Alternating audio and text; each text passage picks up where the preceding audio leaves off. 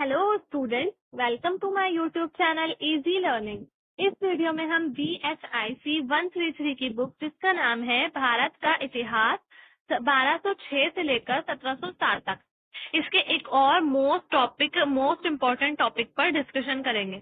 तो गाइज, ये जो हमारा टॉपिक रहेगा ये हमारा लास्ट टॉपिक रहेगा इस चैप्टर का, और इसके बाद हमारा जो चैप्टर है वो फिनिश हो जाएगा और ये वीडियो भी हमारी लास्ट वीडियो रहेगी इस चैप्टर की। तो अगर आपको मैं आपसे कहना चाहती हूँ, अगर आपने चैनल को सब्सक्राइब नहीं किया है तो चैनल को सब्सक्राइब करें, वीडियो को लाइक करें, शेयर करें, और अगर आपको कुछ भी कंफ्यूजन है तो आप कमेंट से पूछ सकते हैं। और अगर आपको नोट्स चाहिए, PDF चाहिए नोट्स का, तो आप मुझसे व्हाट्सएप पर कांटेक्ट कर सकते हैं।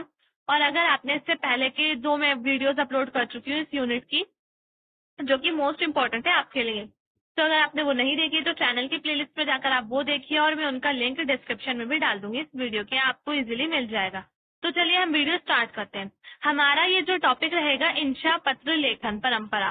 तो ये क्या थी इंशा पत्र लेखन परंपरा, इस पर हम डिस्कशन करेंगे। तो सबसे पहले हमें जानना होगा कि इंशा का मतलब क्या होता है। इंशा का मतलब होता है सृजन करना, मतलब कि किसी भी चीज को हमें सृजन करना, मतलब क्रिएट करना, उसको बनाना। तो ये हमारा सृजन करना हो जाता है इंशा का मतलब, शाब्दिक अर्थ, इंशा का शब्द, इंशा शब्द का अर्थ।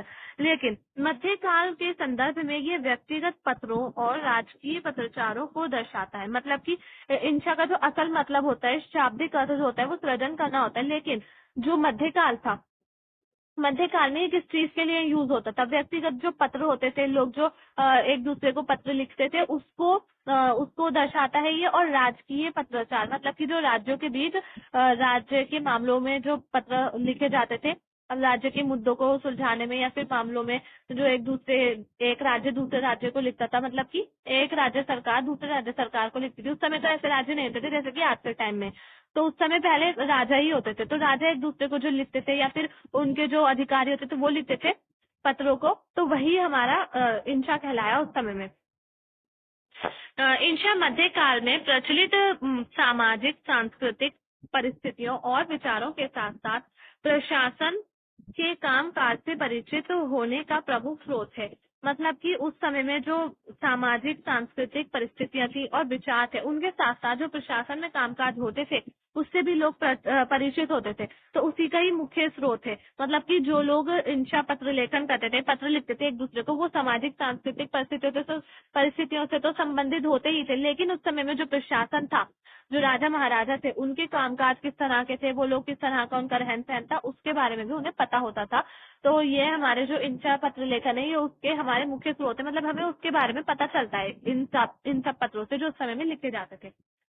सल्तनत काल के सबसे प्रमुख इंशा संग्रह में अमीर खुसरो के एजाजे खुसरवी और आईने अल मुल्क तथा अब्दुल्ला बिन मेहरू की इंशाए मेहरू है। मतलब कि जो इंशा, हमें जो पहले के जो लोग थे, मध्यकाल में जो राजा महाराजा आए थे, वो किस तरह से रहते थे, उनकी सामाजिक सांस्कृतिक परिस्थितियां किस तरह की थी, उनका प्रशासन किस तरह से वो चलाते थे, तो इस सब के बारे में हमें कहाँ से पता चला, इन्हीं सारे पत्रों से पता चला, इंशा लेखन से, इंशा पत्र लेखन से पता चला। तो इंशा संग्रह जो है ये हमें बताता है कि ये जो है बहुत, इंशा संग्रह में जो अमीर खुसरो है, अमीर खुसरो का एजाजी खुसरवी, ये बहुत ज्यादा महत्वपूर्ण है। और आईने अल मुल्क तथा अब्दुल्ला बिन मेहरू जो है उनका इंशाए मेहरू, ये बहुत ज्यादा इम्पोर्टेंट हो जाता है हमारा इंशा संग्रह में। मतलब कि इनसे हमें बहुत सारी नॉलेज मिली, बहुत सारी मालूमात मिली है। सल्तनत काल में कातिब, कातिब उसको कहते हैं जो लेख लिखते हैं, यानी कि लेखन लिखने वाले, कुछ भी लिखने वाले। जैसे कि जो राजा महाराजा होते थे उनके जो दरबार होता था उसमें कातिब होते थे और वो लेख लिखते थे, उनके बारे में लिखते थे, उनकी अच्छाइयाँ, ज्यादातर तो अच्छाइयाँ लिखी जाती थी, बुराइयां तो कोई लिखता नहीं था। अगर बुराइयां लिखता तो फिर राजा की तरफ से उनको मतलब पनिश किया जाता, उनको सजा दी जाती। तो यही है।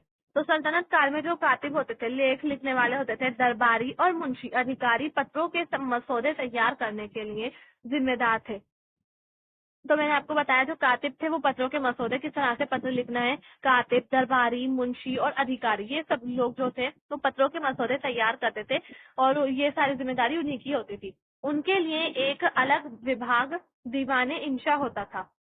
तो आपको समझ आ गया होगा, जो लोग पत्र तैयार करते थे जिनके नाम अभी मैंने लिए, लेखक होते थे कातिब, कातिब बोलते थे। उस समय में उनको दरबारी होते थे, मुंशी होते थे। सारे दरबारी नहीं, सारे ही मुंशी नहीं, कुछ मुंशी और कुछ दरबारी ऐसे होते थे जो पत्र ही लिखते थे, तो पत्र के मसौदे तैयार करते थे। तो उनके लिए एक अलग से जगह होती थी, और जिसको हम कहते हैं समय में, उस समय भी वही कहा जाता था दीवाने इंशा। उनके लिए जो जगह होती थी उसका नाम दीवाने इंशा होता था।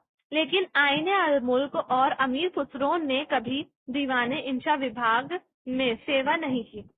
जो आईने अल मुल्क थे, जिन्होंने अभी मैंने ऊपर पत्र का नाम बोला था, और जो दीवाने अमीर खुसरो थे, उन्होंने कभी भी दीवाने इंशा में नहीं गए थे, उन्होंने कभी भी दीवाने इंशा में पत्र नहीं लिखे थे। तो यही इम्पोर्टेंट। इंशा के दो प्रकार हैं, एक पत्र लेखन शैली से संबंधित और दूसरा वास्तविक दस्तावेज या फिर पत्राचार। मतलब कि एक तो पत्र लेखन से संबंधित होता था जो नॉर्मली पत्र लिखे जाते हैं, और दूसरा होता था दस्तावेज के तौर पर। दो प्रकार होते हैं उसके, एक दस्तावेज के तौर पर जो पत्र लिखा जाता था वो होता था। तो 15वीं-16वीं सदी में दक्कन में रचित सर्वश्रेष्ठ इंशा संग्रह ख्वाजा जहां मोहम्मद महमूद गावा की रियाज अल इंशा और शाह ताहिर हुसैनी की इंशाए ताहिर है।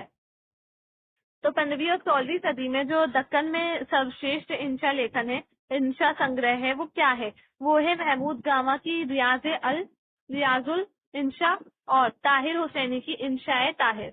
ये दो बहुत ज्यादा महत्वपूर्ण संग्रह हैं, जिनमें इन्होंने 15वीं और 16वीं शताब्दी के बारे में बताया। 15वीं और 16वीं शताब्दी में दक्कन में किस तरह की रहन सहन था, वहाँ की जो परिस्थिति थी वो किस तरह की थी, तो वो हमें इन्हीं दोनों लेखों से पता चलती है।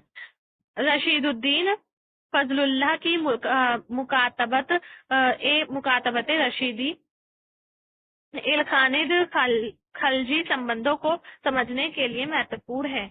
तो मैंने ये सारे जो है किताबों के नाम है जिनसे हमें पता चलता है कि उस समय में किस तरह के लोग होते, मतलब लोग किस तरह से प्रशासन चलाते थे, राजा महाराजा, उन्हीं के बारे में हमें पता चलता है। तो ये सारी किताबें हैं।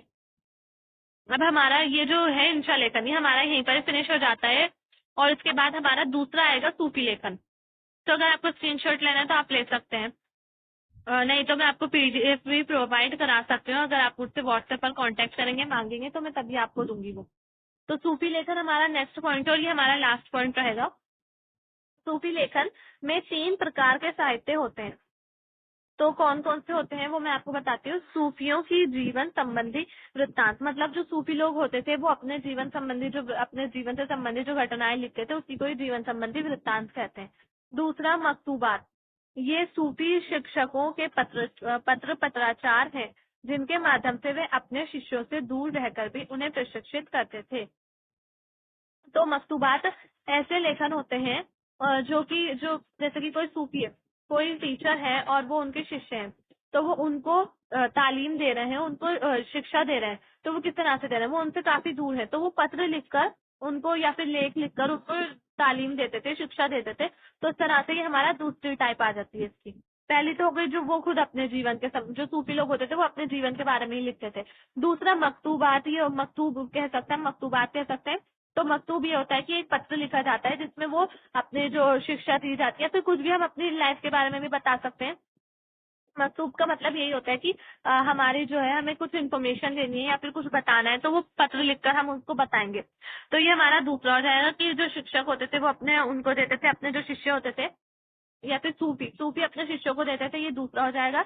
उन्हें प्रशिक्षित करते थे। ये उनके शिष्यों द्वारा विभिन्न प्रकार की समस्याओं का सामना करने संबंधित निर्देशों पर केंद्रित है।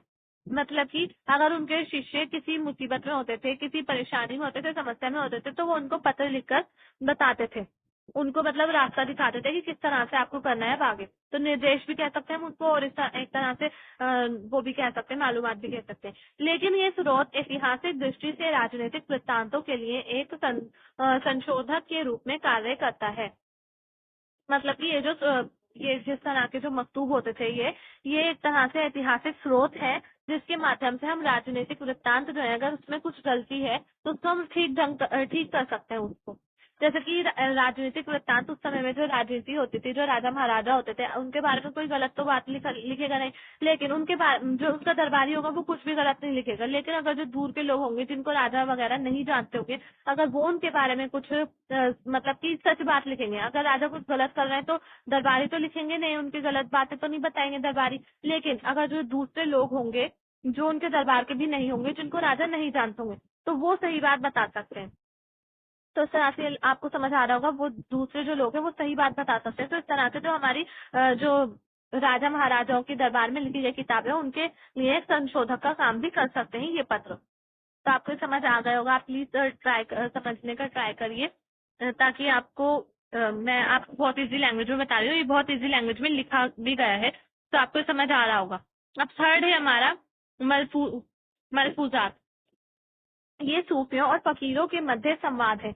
मतलब कि जो सूफी होते थे और फकीर होते थे, उनके बीच जो लिखे जाते थे, जो बातचीत होती थी, अगर वो जैसे कि वो दूर है, इतनी दूर है, तो वो लोग जो है एक दूसरे को बातचीत करेंगे, किस तरह से करेंगे। जैसे कि आज के टाइम में हम लोग मैसेज कर देते हैं, मैसेज करके बातचीत हमारी हो जाती है, चैटिंग करके। पहले के टाइम में फोन वगैरह नहीं होते थे, तो पहले के लोग जो होते थे वो पत्रों से ही लिख लिख कर बातचीत करते थे। तो इस तरह से एक तरह के संवाद हो जाते हैं, जो सूफी और फकीरों के बीच होता था, वो संवाद होता था। तो ये सारे संवाद जो होते हैं, ये मलफूजात कहलाते हैं।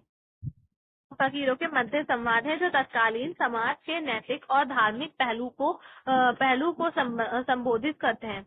यानी कि जो उस समय में सामाजिक स्थितियां थी और नैतिक और धार्मिक जो स्थितियां थी, समाज के जो धार्मिक और नैतिक पहलू थे, उनके बारे में बताते हैं कि उस समय में धार्मिक स्थितियां किस तरह की थी, नैतिक स्थिति किस तरह की थी। फिर भी वे सामान्य जीवन और आम लोगों की स्थितियों पर रोशनी डालते हैं।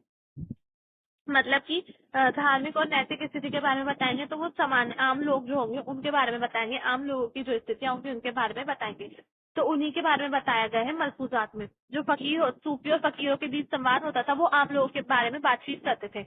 वो बातचीत किसी भी टॉपिक पर कर सकते हैं। तो जो भी उनकी बातचीत होती थी, वो धार्मिक और नैतिक स्थिति पर होती थी, धार्मिक और नैतिक पहलू से संबंधित होती थी और आम लोगों के बारे में होती थी। भारत में मलफूजात लेखन की शुरुआत अमीर हसन सिद्दी के फुआद से होती है। फुआद जो है वो 1307 में लिखा गया था, और ये हसन सिद्दी ने लिखा था। और इन्हीं के जो इन्होंने जो लेखन लिखा था फुआद, यहाँ से मलफूजात लिखने की शुरुआत हुई।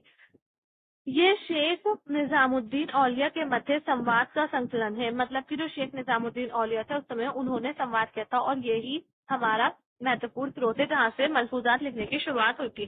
तो गाइज ये वीडियो का यहीं पर ही हम एंड करते हैं, क्योंकि ये जो टॉपिक है फिनिश हो चुका है, और हमारा ये जो फर्स्ट चैप्टर है ये भी कंप्लीट हो चुका है। इसका नाम है इतिहास लेखन की प्रवृत्तियां।